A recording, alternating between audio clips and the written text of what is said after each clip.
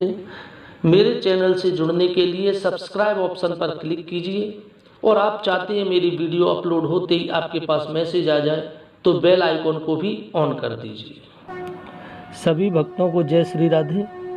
तो आइए दोस्तों, आज हम नाग पंचमी के त्यौहार पर चर्चा करेंगे। नाग पंचमी पर सर्पों के पूजन का विधान है। क्या फल प्राप्त होता है, क्या लाभ होता है सर्पों के पूजन को करने से। यह त्यौहार श्रावण शुक्ल पक्ष पंचमी तिथि को मनाया जाता है। इस दिन नागों की पूजा की जाती है।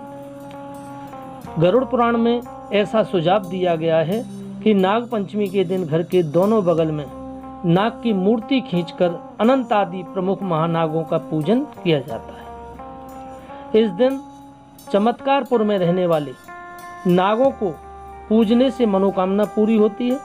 सर्प के डसने से बचने के लिए कार्तिक शुक्ल पक्ष चतुर्थी को नाग व्रत करने का विधान बताया गया है। परिवार के सभी लोगों को सर्पदंश से सुरक्षित रहने के लिए भादों कृष्ण पंचमी को नागों को दूध पिलाना चाहिए। नागों को दूध पिलाने से सभी मनोकामनाएं पूर्ण होती हैं, नाग देवता प्रसन्न होते हैं। यह सर्वविदित है कि वर्षा ऋतु में ही सर्प निकलते हैं। शरद ऋतु में तो नागों का दर्शन नहीं होता है, ठंड के मारे वो बिल में छुपे रहते हैं। अधिकतर ग्रीष्म ऋतु में निकलते हैं। वर्षा ऋतु में तो बिलों में जल भर जाने के कारण भारी शरण लेनी पड़ती है। इसलिए प्रत्यक्ष नाग पूजन का यह समय ज्यादा अच्छा है। पूर्वी बंगाल, छोटा नागपुर तथा अन्य प्रांतों में सर्पराज्ञी मनसा देवी की पूजा की जाती है। मैसूर राज्य में कोमाडी समुदाय की स्त्रियां पुत्र प्राप्त करने की कामना से नागों की मूर्ति की पूजा करती हैं। उनका विश्वास है कि नाग पूजन से पुत्र आदि प्राप्त होता है, इसलिए वह बड़ी श्रद्धा और भावना के साथ नाग देवता का पूजन करती हैं।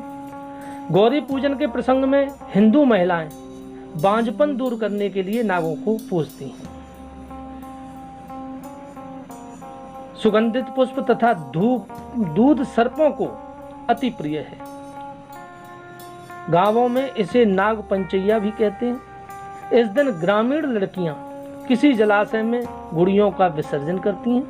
गांव के बच्चे इन निर्जीव गुड़ियों को डंडे से खूब पीटते भी हैं।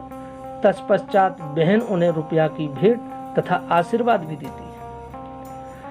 तो नाग पंचमी की कथा इस प्रकार है। प्राचीन दंत कथाओं से ज्ञात होता है कि किसी ब्राह्मण के 7 पुत्र बहुएं थी। सावन मास लगते ही 6 बहुएं तो अपने भाइयों के साथ मायके चली गई, परंतु अभागी 7वीं के कोई भाई ही नहीं था तो कौन बुलाने आता। उसने अति दुखित होकर पृथ्वी को धारण करने वाले शेषनाग को भाई रूप में याद किया। करुणायुक्त दीनवाणी को सुनकर शेष जी वृद्ध ब्राह्मण के रूप में आए और उसे लिवाकर चल दिए। थोड़ी दूर रास्ता तय करने पर उन्होंने अपना असली रूप धारण कर लिया।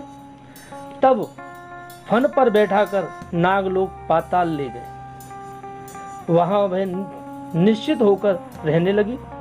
पाताल लोक में जब वह निवास कर रही थी, उसी समय शेष जी की कुल परंपरा में नागों के बहुत से बच्चों ने जन्म लिया।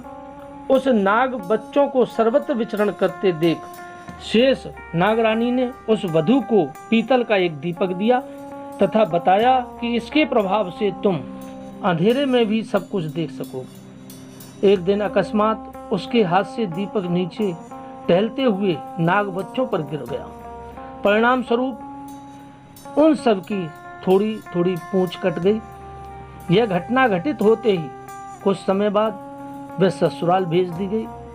जब अगला सावन आया तो वधू दीवाल पर नाग देवता को काढ़कर उनकी विधिवत पूजा तथा मंगल कामना करने लगी। इधर क्रोधित नाग बालक माताओं से अपनी पूंछ कटने का आदि कारण बस वधू को जानकर बदला चुकाने के लिए आए थे, लेकिन अपनी ही पूजा में श्रद्धावत उसे देखकर वे सब बहुत प्रसन्न हुए और उनका क्रोध समाप्त हो गया।